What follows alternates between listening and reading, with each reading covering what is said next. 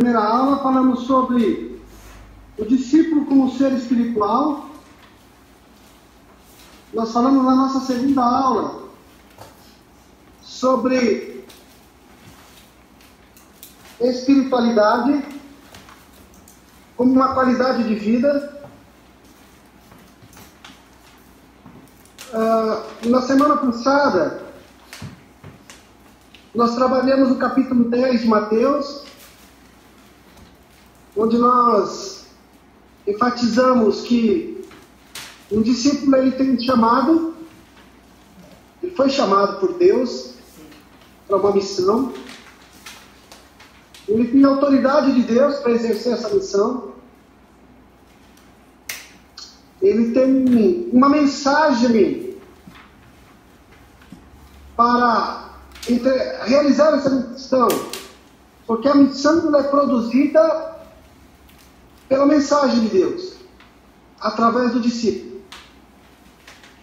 Falamos que esse discípulo ele também tem urgência no exercício dessa missão. E hoje nós vamos falar sobre formação espiritual.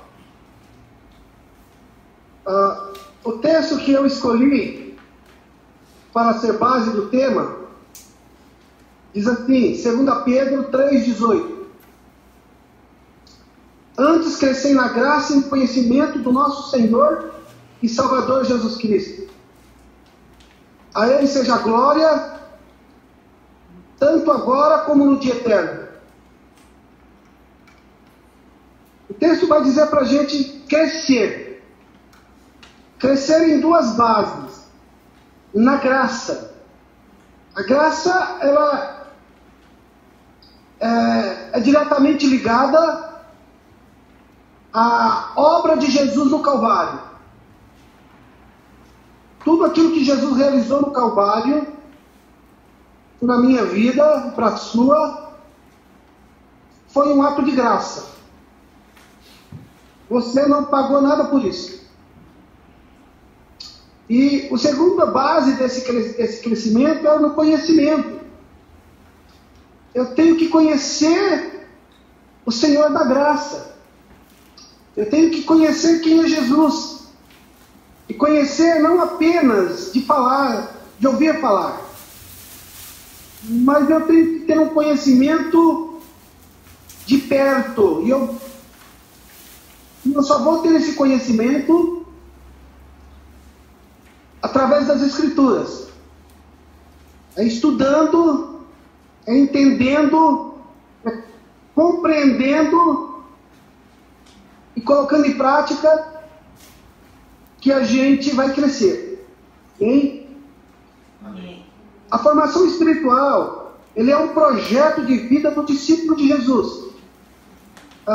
E o final desse projeto é a formação da minha semelhança, da imagem e semelhança de Deus em nós. Nós fomos criados à imagem e semelhança de Deus. Capítulo de Gênesis 1, verso 26 e 27 diz assim: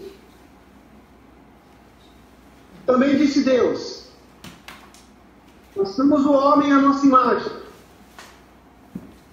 e conforme a nossa semelhança. Tenha ele domínio sobre os peixes do mar, sobre as aves dos céus, sobre os animais domésticos e sobre todos os répteis que rastejam pela terra. Criou Deus, pois, o homem a sua imagem, a imagem de Deus o criou. Homem e mulher os criou. Essa imagem e semelhança que nós tínhamos de Deus, ela se tornou corrompida com a queda. Gênesis 3, de 1 a 7, vai trazer para nós a descrição da queda. Quando Adão e Eva pecam. E toda a humanidade também peca com eles. Quando Jesus vem a este mundo para realizar a sua missão de redenção, Ele nos dá a possibilidade de restauração dessa imagem e semelhança de Deus em nós.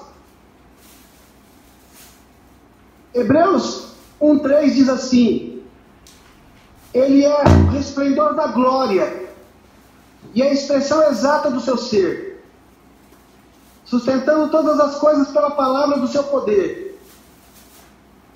Depois de feito a purificação dos pecados, assentou-se à direita da majestade nas alturas. Meus irmãos, eu penso que esse projeto de vida que nós vamos mergulhar, ele tem como base toda a obra de Jesus. Assim, o processo de formação espiritual segue o seguinte passo: você nasce de novo em Cristo Jesus, você se alimenta da palavra de Deus, você aprende a caminhar de um modo digno, você cresce espiritualmente e dá frutos, alcançando a maturidade no Evangelho. O alvo é alcançar a estatura do varão perfeito, que é Jesus Cristo. Então, quando nós falamos de um projeto de formação espiritual, nós estamos dizendo de um tempo que começa com a minha aprovação em Cristo e vai para a vida inteira. A vida inteira nós vamos crescer no Senhor.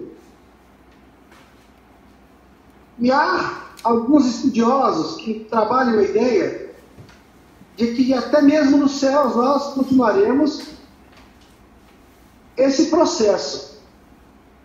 Então, para que nós tenhamos a certeza de que o propósito de Deus para mim e para você, como discípulo de Jesus, é a restauração da imagem e semelhança de Deus em nós. Amém? Deu para entender até aqui? Sim. Vocês estão dispostos a mergulhar? No meu povo eu tenho uma palavra. Fala o quê? A diminuir? Sim, Não, fala de novo, pastor. A menguar? Não, está muito. Dá para escrever, né? Não dá para falar para ele. Ele ficou. Alguma coisa desconectou. De novo? Coloca de novo, então vai de novo. Não dá para colocar mensagem? Falar de speaker, não dá para escutar? Põe o livro de novo. Vai ter que ligar de novo, pastor. Agora liga.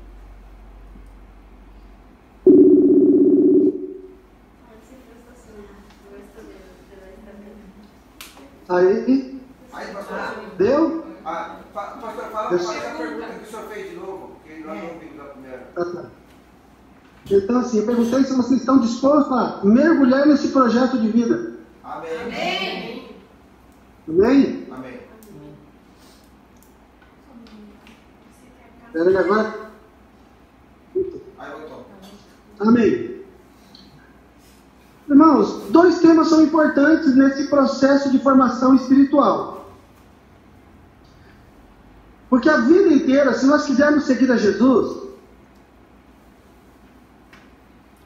nós vamos ter que aprender a ser discípulos de Jesus Cristo. Amém.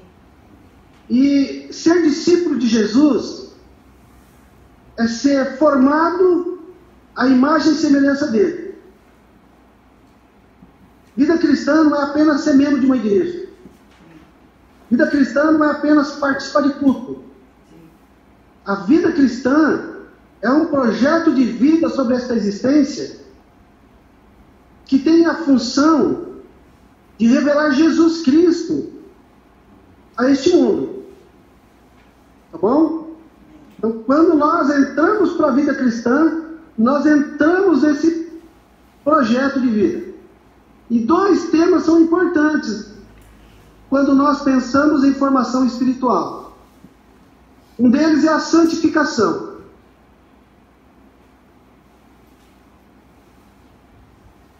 Vocês já ouviram falar da doutrina da santificação?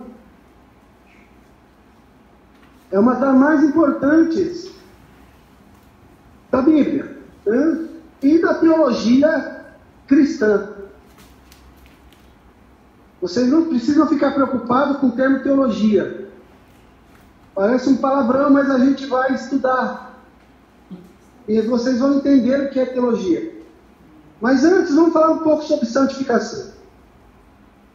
1 Pedro 1,16 diz assim: sede santo como eu sou santo. Deus é a base da nossa santidade. Paulo ensinou a Timóteo sobre a necessidade de santidade. Diz: assim, se alguém a si mesmo se purificar desses erros, será utensílio para a honra, santificado e útil ao seu possuidor, estando preparado para toda boa obra. 2 Timóteo 2,21. O trabalho de santificação, irmãos, é um trabalho sobrenatural, na qual resulta em morrer para a velha vida, natureza, e viver para a nova vida em Cristo Jesus. Então, e essa é uma obra que o Espírito Santo é que realiza na vida da gente.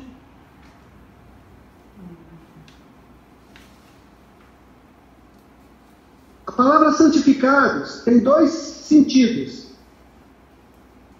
O primeiro é ser separado ou distante de tudo que nos oferece como elemento de tentação para o pecado. Se você percebeu na nossa leitura, na leitura de Gênesis 3,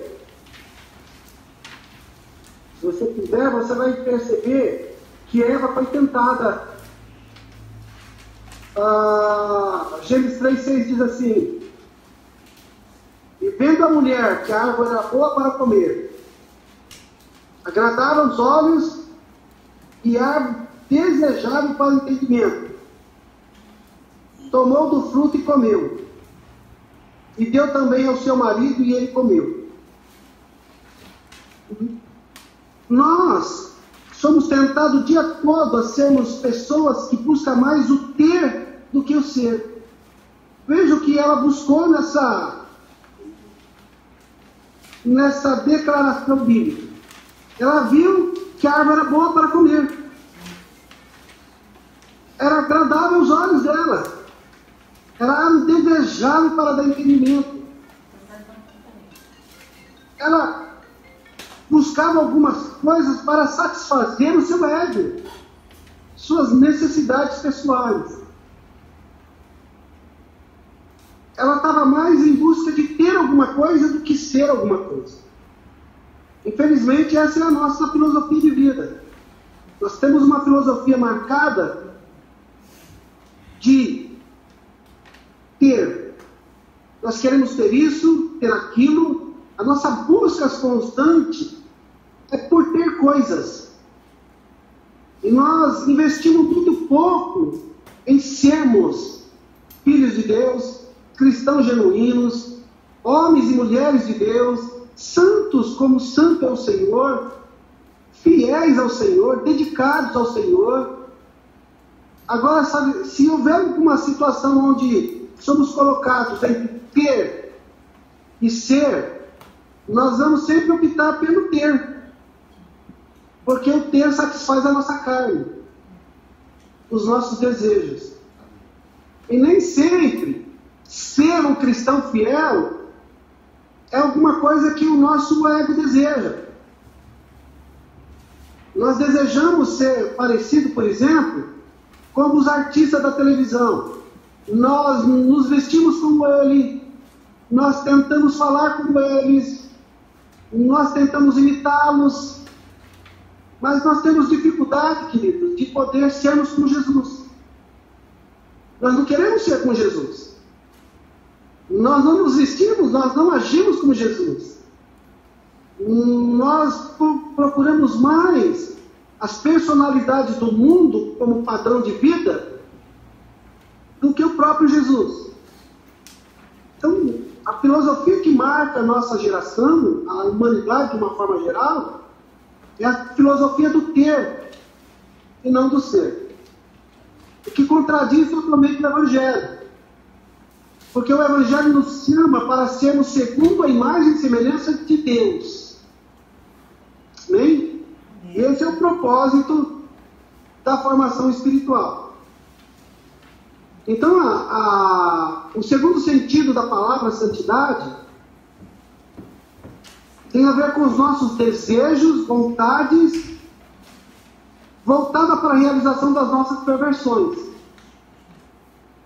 A palavra de Deus diz que não precisamos, por exemplo, cometer o ato de pecado. Basta você desejar que você já pecou. Por exemplo, a palavra diz que do nosso coração procedem os pecados mais terríveis. Por isso nos ensina a guardar o coração. Mateus 5, 27 a 32, Jesus vai trabalhar no Sermão do Monte a questão assim que, olha, você não precisa cometer o ato de adultério. Mas se você desejou apenas, pensou na possibilidade, você já pecou. Você já cometeu o adultério dentro do coração. E você precisa ser retratado com Deus nesse sentido. Então, para você perceber que a vida cristã vai muito além daquilo que a gente pensa. Não é apenas de atos, mas também tem a ver com aquilo que nós pensamos e sentimos. Amém? Eu digo que hoje em dia a igreja ela passa por uma crise de integridade.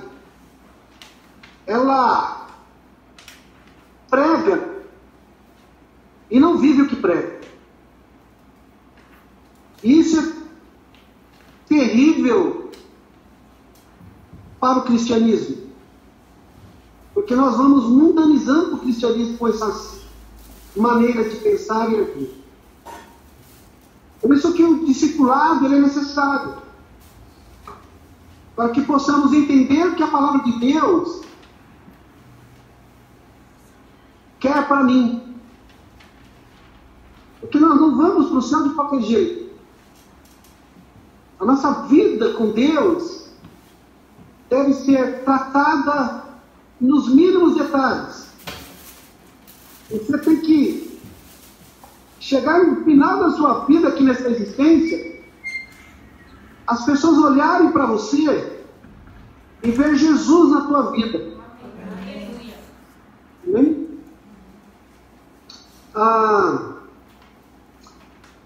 Ser formado espiritualmente ou santificado significa, segundo Paulo, para que não sejamos como meninos, agitados de um lado para o outro e levados ao redor por todo o vento de doutrina, pelas artimanhas dos homens, pelas astúcias que o induzem ao erro, mas seguindo a verdade em amor. Cresçamos em tudo naquele que é cabeça, Cristo Jesus. Efésios 4, 14 a 15 trata essa ideia. O discípulo ele sabe para onde vai. Ele conhece o caminho.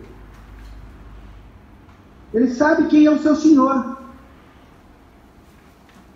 E ele não vai desviar em momento algum da sua missão. A santidade em nós vai refletir o caráter de Cristo. Onde quer que andemos, as pessoas vão nos ver como homens e mulheres de Deus, porque nós vamos transparecer Cristo através das nossas vidas. E uma coisa interessante é que nós vamos atingindo um grau de maturidade cristã que as pessoas vão nos procurar para ajudá-los na caminhada com Deus, a encontrar Deus. Amém? Amém. Quando nós falamos também,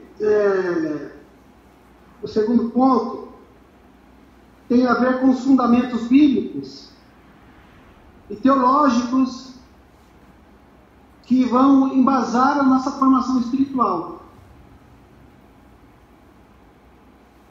Quando você pensa em formação espiritual, você pensa em alguma coisa que seja cansativa. E eu vou dizer para você, não é. Porque se você olhar um pouquinho para si, você já, de alguma maneira, busca essa formação espiritual. Você ora, não é verdade? Ora ou não ora? Sim. Aí. Vocês leem a palavra de Deus. Sim. Leem. Vocês pregam a palavra de Deus. Sim. Sim. Existem algumas outras disciplinas espirituais que na próxima aula a gente vai trabalhar, que elas são extremamente importantes. Porque ela fala de solitude, ela fala de práticas como jejum e oração. Quando você olha para aquele texto na oração do Pai Nosso, que Mateus fala assim, que você deve entrar no seu quarto, e no seu quarto, Deus, Ele está te vendo, Ele está olhando para você, ou seja, Ele sabe o que acontece, tanto fora como dentro da tua vida ali naquele quarto. A gente chama aquele tempo de um tempo de solitude, onde nós abrimos o coração para Deus, nós tiramos todos os barulhos da cabeça e mergulhamos numa relação com Deus. E quando nós saímos dessa relação com Deus, nós saímos de lá tratados, curados. Nós saímos de lá, de alguma maneira, transformados, porque você nunca tem uma experiência com Deus que você não saia dela transformado. Amém?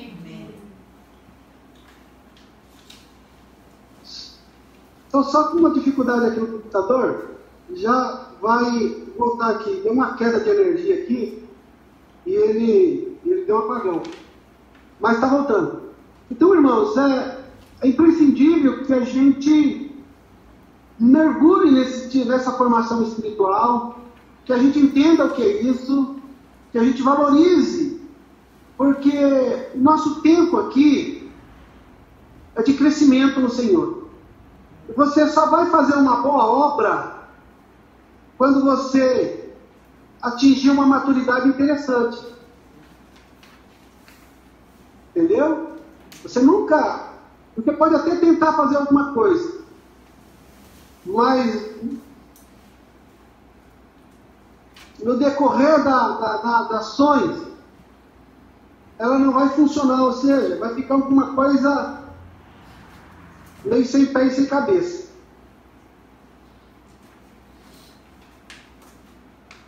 Bom, fundamento bíblico para a nossa formação espiritual.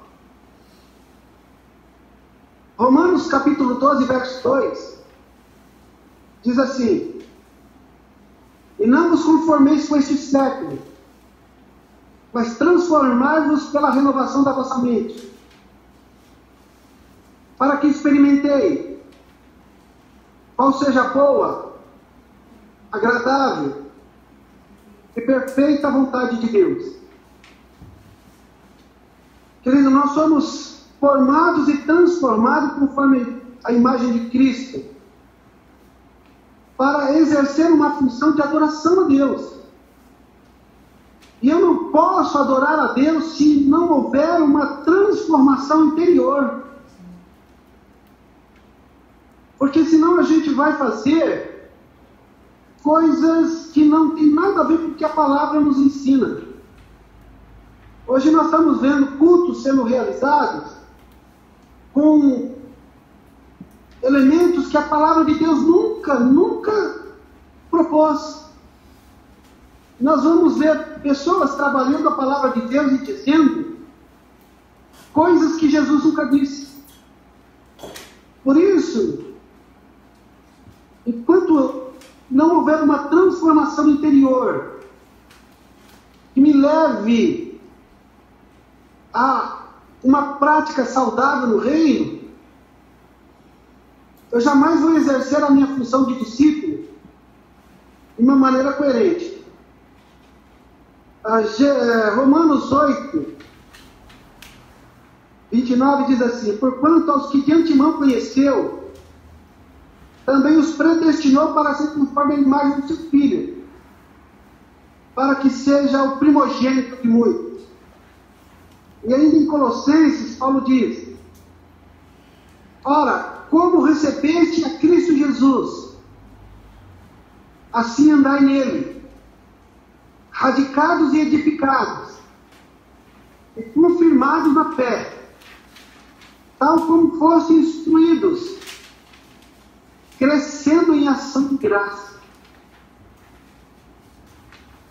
Na apostila aí eu coloco algumas frases que resumem esse ponto.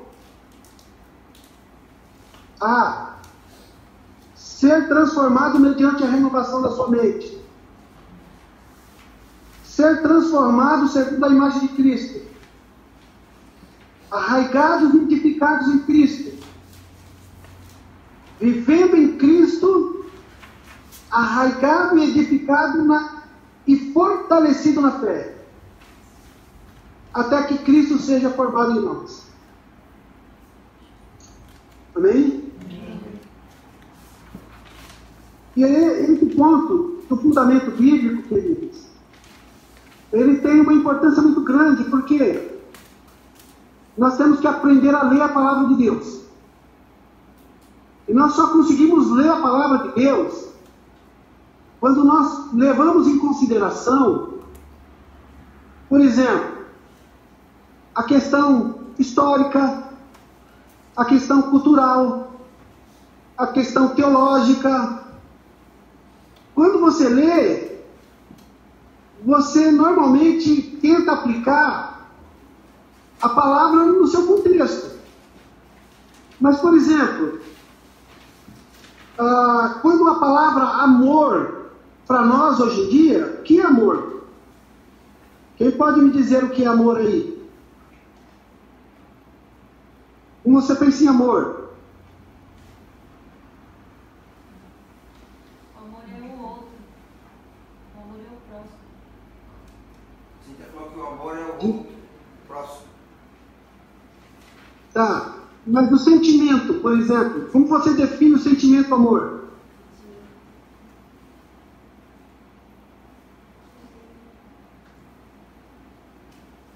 Pensar na pessoa. Amar é pensar na pessoa. Querer. Por exemplo, a palavra amor para nós hoje, ela está muito relacionada a relações, não é? Nós temos namoro, casamento, enfim, são declarações de um para com o outro, e esse amor tem uma proposta relacional carnal. E Jesus está tentando mostrar que amor, nesse contexto bíblico, ele é muito mais do que um sentimento, ele é um ato de auto-entrega, onde eu dou a mim mesmo para que o outro seja salvo. Para nós é um sentimento egoísta. Para Jesus é um ato altruísta. Então há uma diferença quando a gente lê a Bíblia segundo a proposta de Jesus e quando nós lemos para os nossos dias atuais. A gente precisa fazer um tipo de trabalho interpretativo. E algumas coisas são necessárias. Por exemplo, o aspecto teológico, o aspecto hermenêutico da coisa. Enfim, eu sei que é difícil, mas a gente tem que aprender. Jesus, assim, no Sermão do Monte, ele falava assim, os pais ensinavam assim, que o adultério era o ato. Mas eu vos ensino assim, que não é preciso cometer o ato. Se você desejou, você já pecou. Para você ver o quanto Jesus ele vai mudar a maneira de se pensar sobre a palavra de Deus.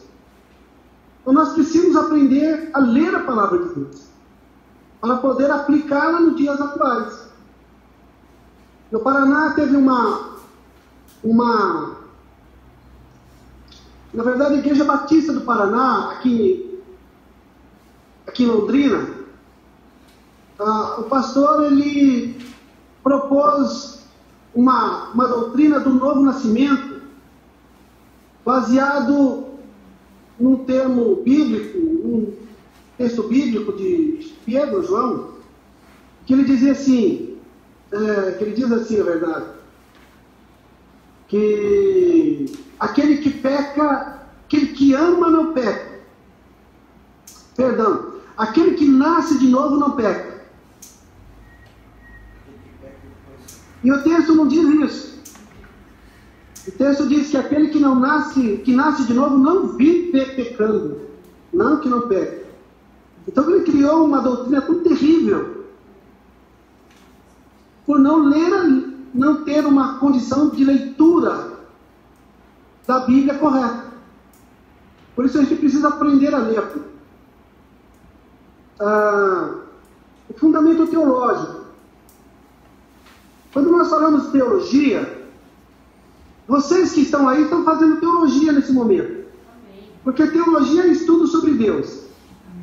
Toda vez que você senta para refletir sobre Deus, sobre a palavra de Deus, você está fazendo teologia. Quando você conversa com alguém sobre a palavra de Deus, o significado dela, você está fazendo teologia.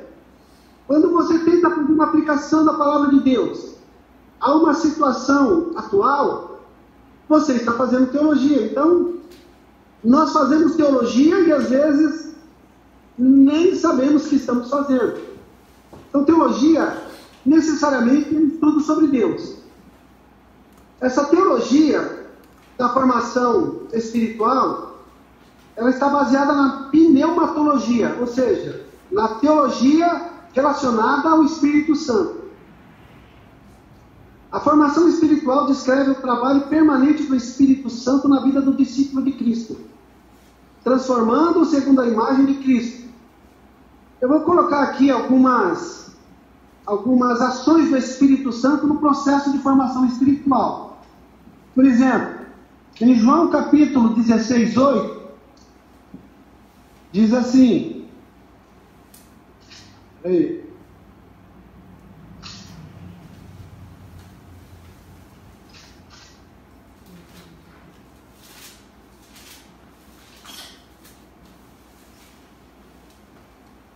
mas eu vos digo, convém que eu vá, porque se eu não for, o Consolador não virá para vós outros. Porém, se eu for, eu vou enviarei. E quando ele vier, convencerá o mundo do pecado, da justiça e do juízo. Uma das funções do Espírito Santo é convencer a gente do pecado, da justiça e do juízo. ele vai pegar a palavra de Deus, a revelação divina, vai levar lá no interior da minha consciência e vai estabelecer essa palavra como verdade. E ele vai definir esse conceito como verdade, e é a partir daí que eu começo a viver esse conceito, essa palavra. Tá bom? No capítulo 2 de Atos 1 a 4, o batismo do Espírito Santo ocorre na vida da igreja. Uma das funções do Espírito Santo, queridos, é nos batizar, é nos tornar pleno da sua presença, é nos encher dele, é fazer com que sejamos templos cheios do Espírito. Essa é uma das ações do Espírito Santo na nossa vida. Romanos 8, de 11 a 14, Paulo vai estar dizendo nesse texto assim: se você tem o Espírito Santo de Deus, então você é filho de Deus. Porque o Espírito Santo, ele confirma a filiação do Filho de Deus. Ele vai estabelecer de forma concreta e real que você é filho, é uma filha de Deus. Capítulo 12 de 1 Coríntios, de verso 1 a 11, você vai ler aquele texto, ele vai falar sobre os dons do Espírito. E que o Espírito Santo, ele administra como quer e a quem quer, visando o benefício do reino de Deus. Então, os dons do Espírito, seja de profeta, pastor, mestre, seja de línguas, seja de interpretação de línguas, seja de profecia, enfim, sejam todos eles ministrados pelo Espírito Santo na minha vida e na sua vida, segundo a vontade do Espírito Santo, de acordo com aquilo que ele tem para a igreja do Senhor Jesus nessa existência. Então, os dons do Espírito Santo não é para a gente ficar nos jogando confete em cima da nossa própria cabeça. Eu sou pastor, eu sou mestre, eu sou profeta, ou seja lá o que você for. É apenas um dom que tem uma função específica dentro do reino. Às vezes, queridos, a gente valoriza mais os dons do que o discípulo. E às vezes o discípulo dá mais valor ao dom do que a ele mesmo, o discípulo. Isso tem que mudar. Os dons é apenas uma função dentro do reino.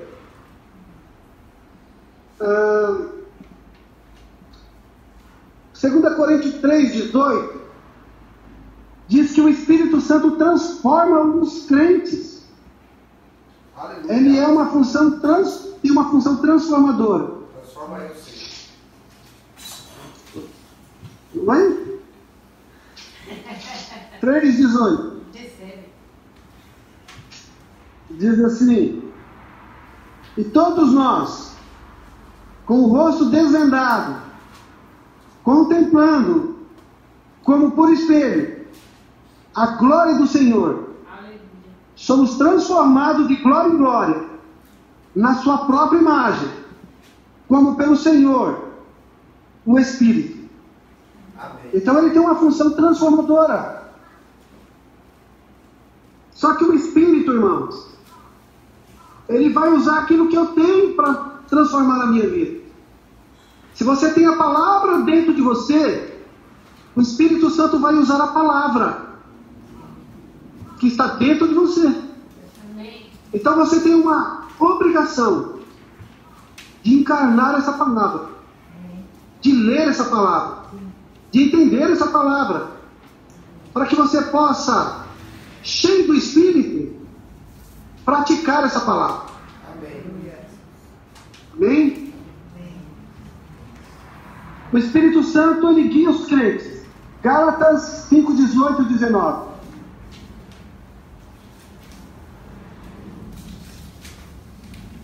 Mas se sois guiados pelo Espírito, não estáis sob a lei. Ora, as obras da carne são conhecidas como prostituição, impureza, lascívia. Ele vai falar uma série de coisas. Mas a ideia central é de que se o Espírito está na nossa vida, ele nos guia à vontade divina. Amém? E Romanos 8:2 traz a ideia da libertação. O Espírito Santo, irmãos, ele tem uma função de quebrar as amarras que Satanás coloca em nós. E que nós mesmos colocamos em nós. Às vezes, irmãos, nós somos incapazes de realizar algumas coisas. E nós fracassamos em outras. Nós não conseguimos alcançar sucesso na vida porque nós colocamos algemas nas nossas próprias mãos. Nós mesmos nos impedimos de fazer a vontade de Deus. Aí a gente joga a culpa no irmão, na irmã, na igreja, e não tem nada a ver. Tem a ver comigo mesmo. Sou eu que sou escravo das minhas próprias paixões, dos meus próprios pecados.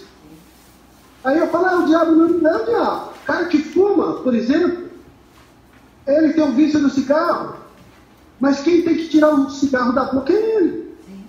Se ele não tirar o cigarro da boca, ele vai parar de fumar. O cara que bebe, se ele não tirar o copo da boca, ele não vai parar de beber. Ué? Então não é o diabo que coloca na boca da gente. Somos nós que colocamos. Então, há laços que Satanás lança sobre nós. Mas tem correntes que nós mesmos colocamos nas nossas mãos. Nos aprisionamos. E nos impedimos de servir ao Senhor de forma plena. Bem? Amém.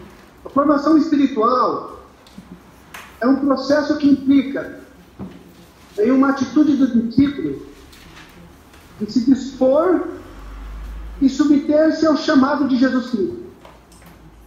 Viver em santidade e na ação do Espírito Santo, realizando e transformando nossas vidas de acordo com o padrão que é Jesus Cristo.